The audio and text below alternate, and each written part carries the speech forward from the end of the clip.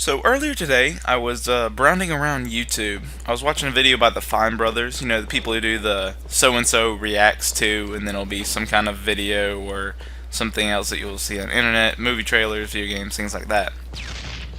And this one was called YouTubers React to Try Not to Laugh at This. It's a video, the video challenges where they show you a series of funny clips, and the goal is to not crack a smile or laugh during the whole video, just to see if you can do it. And they went along asking questions, things like that, and they're like, well, okay, well, did you think it was funny? He's like, blah, blah, they went on. He's like, well, why would people pose this challenge? And they said they like being challenged, and then they asked, why do people laugh anyways? And for a second, they kind of got philosophical. Swoozy, who's actually a very funny YouTuber, but yeah, I would recommend you go check out his channel if you like comedy stuff. But he was talking about, he actually thinks about why do we laugh, and it's like the strangest thing. It like never really crosses my mind, and now you find out that it's really a deep philosophical question. So that's what I want to talk about today. So I am Perplexality. I have a YouTube channel, ODSTHaloGuide, right here. I make Halo videos with commentaries, things like that. Some of them are fun, like this. This is a fun commentary on a throwback game. Basically, if I have an old Halo game that's not the current version, and I do well, I will record the gameplay, and I will go back and I'll make a fun commentary over that. I also have tip videos, strategy guides, things like that, various weapon guides, everything you could really want for your Halo needs. So feel free to check out the rest of my videos, subscribe if you like it. I could always use the support and everything. And this video, I get a perfection. I was playing with my brothers on my brother's account. I was the first player. And this is me. And of course, if you play Halo 4, you'll recognize this map. This is what Ragnarok was based on, Valhalla, from Halo 3.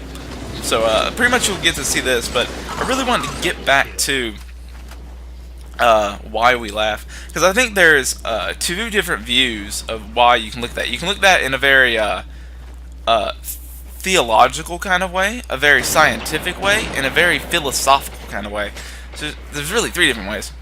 So you can kind of look at it as scientific is the first way I kind of like to look at it, just because it is pure logic, and I am a very logical, reasoned person, and that is usually how I primarily like to think.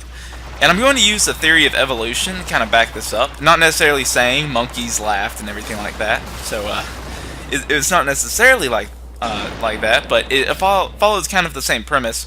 So I kind of wanted to talk about that, just spreading genes of why we would laugh and do things like that. And it's not necessarily exactly evolution, so if you are a theist or something, please don't be offended. This is just a theory to my reasoning behind what it could be.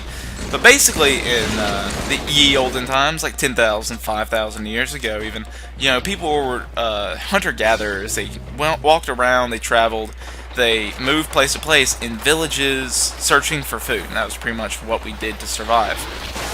And if you did not have a village, you were basically dead. Like, if you've ever seen Year One with Jack Black in it, he gets shunned, and basically he's considered like left for dead.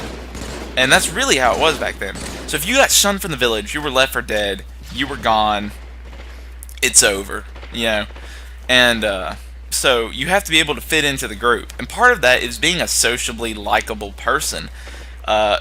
People who are liked more will get to stay into the group, even if they have shortcomings with not being able to hunt or things like that. So basically, we have to be able to show our emotions, become likable and things like that. So that's why we developed the ability to frown. That's why we developed the ability to smile. That's why we developed the ability to laugh. And of course, this is a theory. This is my own little thoughts on it, so I've not actually gotten this from anywhere. But I feel like it's pretty reasonable, so I bet there is some kind of theory floating around like this with the same conclusion.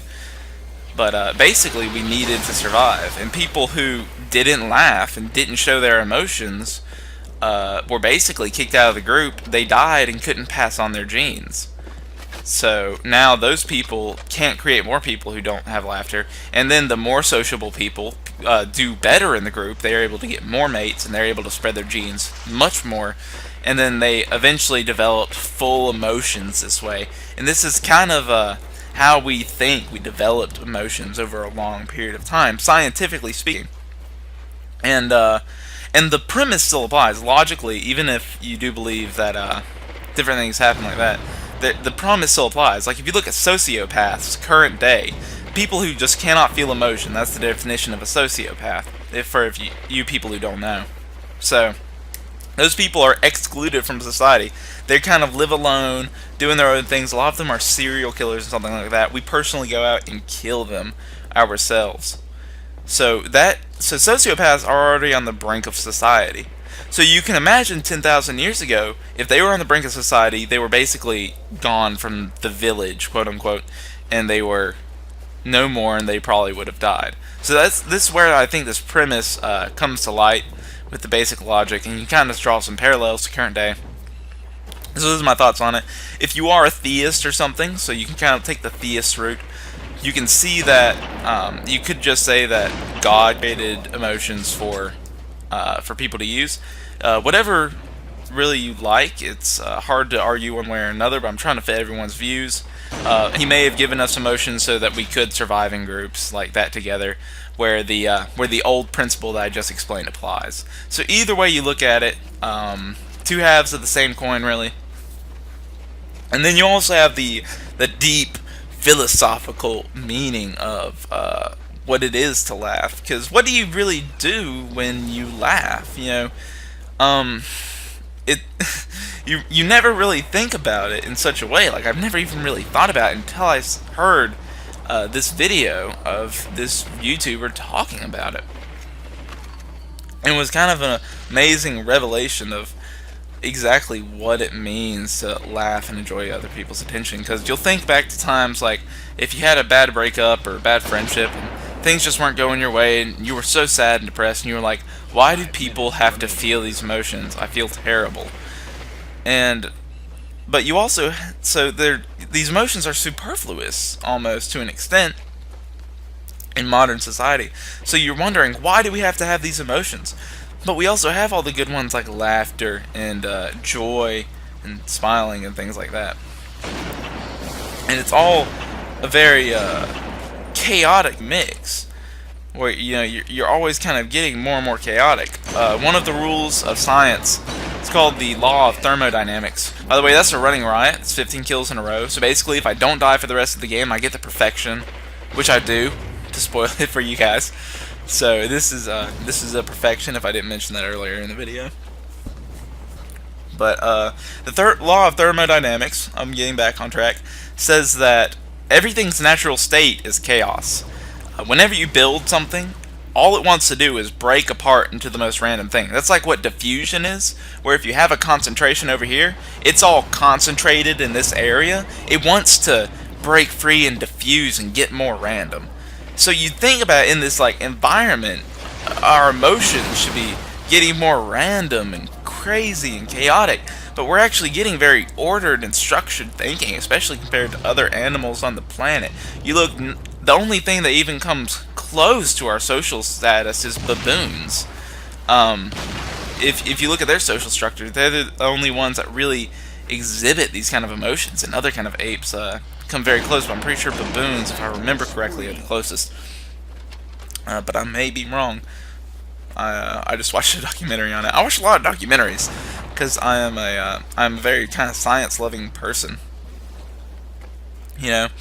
But it's all a very deep thing. I'd love to hear you guys' thoughts in the comments if you want to go ahead and talk about it. If you guys like this kind of deeper thinking kind of thing, explaining scientific kind of stuff too, applying all that, I'm more than happy to post more frequent content. Just I base it on how well this other content does. So if this gets a lot of views and gets a lot of likes and gets a lot of comments, then I will continue to make more of it. So please don't forget to share and recommend it, and comment, like, and view if you enjoyed it. And if you don't like it, please dislike it so I know not to keep doing this, because I don't want to keep making videos that are pretty much superfluous.